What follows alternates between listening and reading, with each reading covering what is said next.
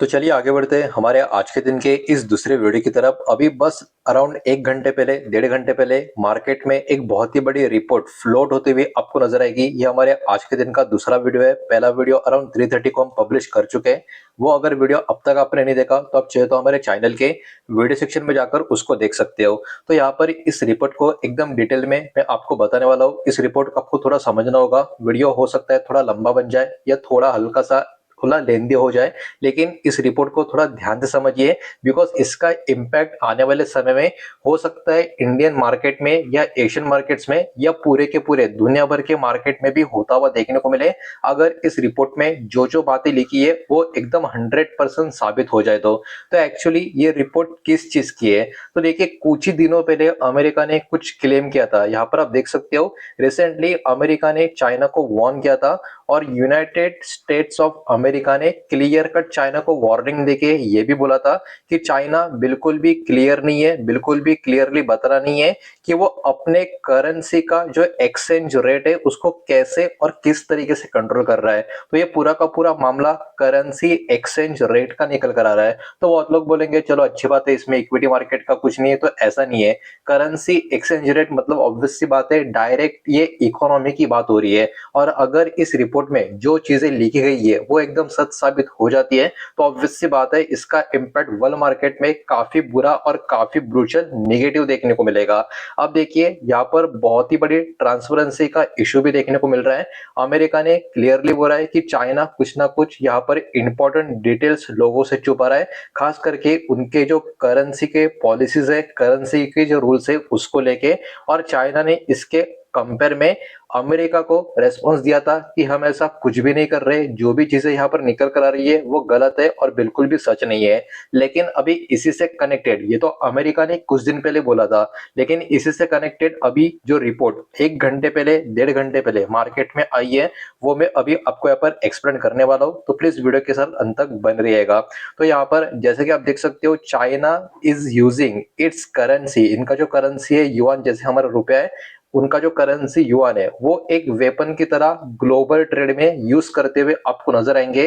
वो कैसे, वो भी अभी आपको मैं यहाँ पर बताता हूँ। तो अभी जो ये रिपोर्ट यहाँ पर निकल कर आ रही है, जो स्टडी अभी निकल कर आ रही है जर्मन इकोनॉमिक इंस्टीट्यूट से, चाइना इंटेंशनली, ठीक है, ये वर्ड को ध्यान से देखना, ये वर्ड भले ही देखने में एक छोटा सा वर्ड आपको नजर आएगा, लेकिन इसका जो मीनिंग होता है वो काफी इंपॉर्टेंट है। चाइना जानबूझकर अपना करेंसी को वीक दिखा रहा है, ठीक है, करेंसी अपने जानबूझ के कमजोर कर रहा है। ये बात इन्होंने रिपोर्ट में क्लियर कट मेंशन करके रखी है। और इनका जो ये वीक करेंसी है युआन, ये बहुत ही बड़ा प्रॉब्लम क्रिएट कर रहा है अभी यूरोपियन कंपनीज के लिए। अब ये कैसे पॉसिबल है ये अभी आपको मैं वन बाय वन एक्सप्लेन कर देता हूँ। प्लीज वीडियो को लाइक कर देना, वीडियो को शेयर कर देना, पहली बार चैनल पे आ चुके हो तो चैनल को सब्सक्राइब भी जरूर कर देना। तो ये जो युआन एकदम कमजोर चाइना कर रहा है, ये अफेक्ट कैसे कर रहा है ट्रेड को, अभी इसके पीछे का लॉजिक आपको समझना होगा। जब युआन यानी चाइना का जो करेंसी है वो कमजोर हो जाता है या चाइना इसको कमजोर कर रहा है जैसा इस रिपोर्ट में लिखा गया है, तो चाइना का जो गुड है वो क्या हो जाता है, सस्ता हो जाता है बाकी सारे कंट्रीज के लिए, चाइना को छोड़ के। मतलब चाइना को छोड़ के बाकी सारे कंट्रीज के लिए उनके जो गुड्स है वो काफी सस्ते प्राइस पे अवेलेबल हो जाएंगे, बिकॉज वो अपने करेंसी को कमजोर जानबूझ के कर रहे हैं। अब इसका नतीजा क्या होगा, एज ए रिजल्ट यूरोप का जो कंपनी है वो इंपोर्ट कर रहे चाइना से बहुत ही बड़े क्वांटिटी में गुड्स या माल, बिकॉज वो काफी सस्ते प्राइस पे इनको मिल रहा है।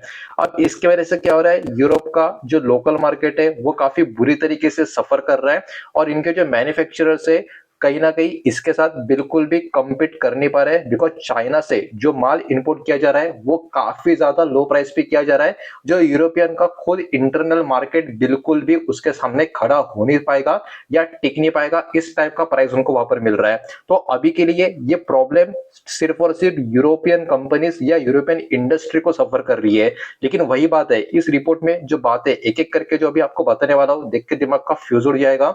और ये बात अगले कुछ समय में सच साबित हुई तो पूरे वर्ल्ड मार्केट में इसके वजह से काफी जबरदस्त खलबली मच सकती है। अब यहाँ पे यूरोप के ऊपर इसका इम्पैक्ट किस तरीके से हो रहा है इसको भी आप थोड़ा सा समझने की कोशिश करो।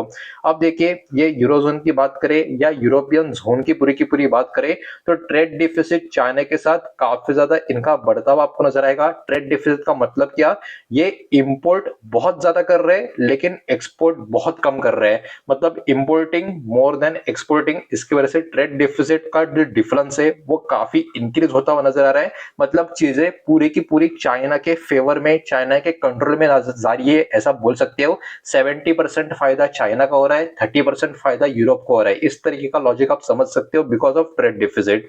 अब यूरोपियन कंपनीज कहीं ना कहीं आप पढ़ सकते हो, European companies that do not buy from China are losing market share to those that do.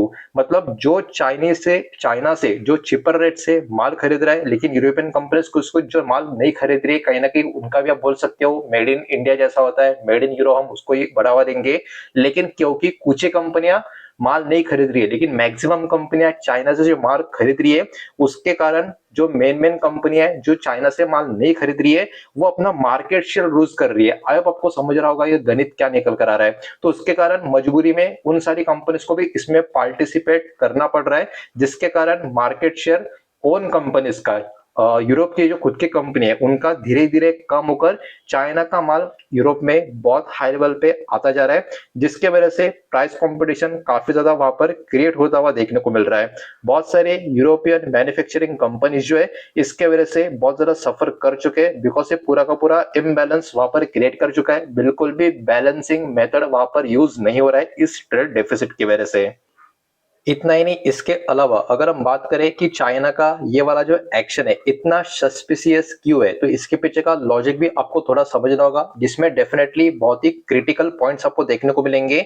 Yuan की बात करें और यूरो की बात करें, इनके एक्सचेंज रेट की बात करें तो देखिए ये रिमेन स्टेबल आपको नजर आएंगे।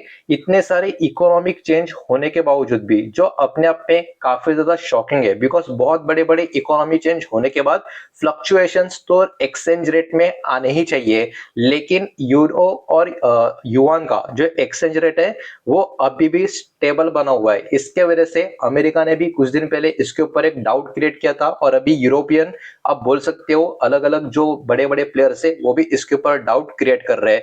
अब ये सजेस्ट क्या करता है, ये सजेस्ट यही करता है कि चाइना का जो सेंट्रल बैंक है मे बी ये लोग मैनिपुलेट कर रहे हैं खुद का एक्सचेंज रेट, जिसकी वजह से चाइना का जो इकोनॉमी है या चाइना का जो युआन है, जो करेंसी है, वो जानबूझ के ये कमजोर कर रहे या कमजोर रख रहे, जिसकी वजह से उनके गुड्स ग्लोबल मार्केट में काफी आसानी से बाकी के देश खरीद सके, यानी उनके तरीके से उनके तरफ से एक्सपोर्ट आराम से जाता है और बाकी सारे कंट्रीज आराम से इंपोर्ट करते जाए। और खुद के कंट्री के ऊपर जब प्रेशर आएगा तब ऑब्वियस सी बात है तब तक चाइना काफी आगे निकल चुका होगा।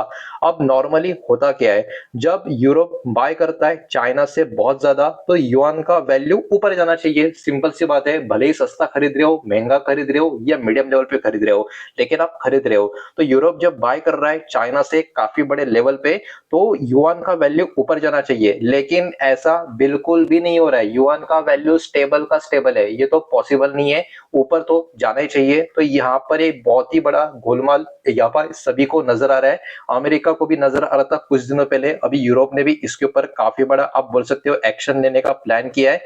अब ये अभी के अभी ये सारी चीजें क्यों बाहर निकल कर आ रही है, तो जो स्टडी अभी पब्लिश हो चुकी है just before a major EU China summit, मतलब यूरोप चाइना का जो समिट हुआ था जिसमें ये पर्टिकुलरली चीजें यहाँ पर जो निकल कर आ रही है, where trade issue will be discuss, ये सारी चीजें यहाँ पर आपको देखने को मिल रही है।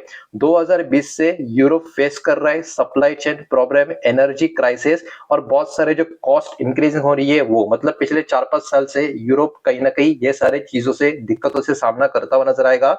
लेकिन उसके उल्टा चाइना, आप देख सकते हो प्राइस अपने आराम से लो रखने में कामयाब हो रहा है। और इतना ही नहीं, उनके जो गुड्स या उनके जो अलग अलग सर्विसेज है वो और भी अट्रैक्टिव प्राइस पे अवेलेबल कर रहा है, खास करके यूरोपियन मार्केट्स के लिए। तो ये अपने आप में एक बहुत ही बड़ा क्वेश्चन मार्क निकल कर आ रहा है कि ये कैसे पॉसिबल है, और इतना करने के बाद भी उनका जो करेंसी है ऊपर जाने की बजाय स्टेबल रेट पे ही टिका हुआ है। तो ये बिल्कुल भी पॉसिबल नहीं है, ये इस रिपोर्ट के मुताबिक सबके सामने प्रेजेंट करने का इनका कहना है। अब कुछ बड़े-बड़े नंबर्स यहाँ पर निकल कर आ रहे हैं। 2020 से लेके अर्ली 2025 तक, मतलब इस साल की शुरुआत तक या इस साल की शुरुआत में यूरोप का जो वैल्यू था वो इंक्रीज हो चुका है 40% कंपेयर टू युआन। मतलब आप समझ सकते हो युआन के कंपेयर में यूरोस का जो वैल्यू है, उनके करेंसी का जो वैल्यू है 40% तक ऊपर की तरफ जा चुका है। आप देखिए इसका मतलब क्या, this made Chinese import much cheaper, मतलब चाइनीज जो इंपोर्ट्स है वो काफी सस्ते में अवेलेबल है, जिसके कारण यूरोप का जो ट्रेड गैप है चाइना के साथ काफी ज्यादा खराब कंडीशन में दोस्तों यहाँ पर जाता हुआ हमको नजर आएगा। और उसके अलावा और भी क्या चीजें निकल कर आ रही है, द स्टडीज ऑथर ये जो है जे मैथ्यूज करके, इन्होंने यही बोला है चाइना का जो सेंट्रल बैंक है बिल्कुल भी ट्रांसपेरेंट नहीं है इन चीजों को लेके, और ये किस तरीके से इसको मैनेज कर रहे इसके ऊपर भी कोई भी प्रॉपर तरीके से बयान निकल कर नहीं आ रहे। जो भी बयान निकल कर आ रहे घुमा फिरा के बात की जा रही है। इन शॉर्ट जो भी करेंसी है, युआन करेंसी जो भी है चाइना या सेंट्रल बैंक चाइना की है, या जो भी गवर्नमेंट ने चाइना की जो भी इसको कंट्रोल करने का काम कर रहे हैं, बिल्कुल भी ट्रांसपेरेंसी यहाँ पर नहीं रख रहे। जानबूझ के इंटरनली ये कुछ ना कुछ ऐसी चीजें कर रहे हैं जिसके कारण उनका जो रेट है, एक्सचेंज रेट है करेंसी का, बिल्कुल भी इंक्रीज नहीं हो रहा है, स्टेबल हो रहा है, जो बिल्कुल भी पॉसिबल नहीं है। इन्होंने ये भी बोला है, किसने, जे मैथ्यू जो है, इन्होंने ये भी बोला है कि आर्टिफिशियली ये अपना ओवरऑल कॉस्ट को लो रख रहे। चाइना एक अनफेयर कंपटीशन यूरोपियन कंपनीज के बीच में ऑलरेडी क्रिएट कर चुका है।